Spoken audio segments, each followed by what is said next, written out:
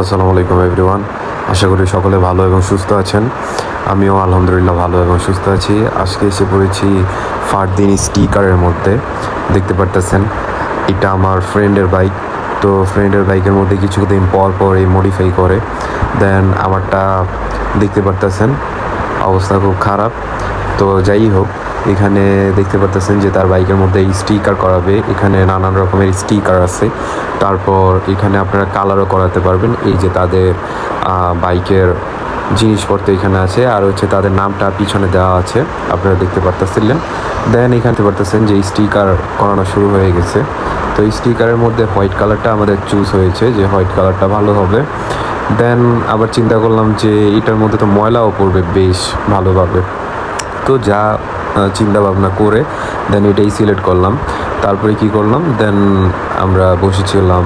তারপরে হচ্ছে স্টিকারগুলো পারফেক্টলি বসতেছে কিনা সেগুলো দেখতেছিলাম।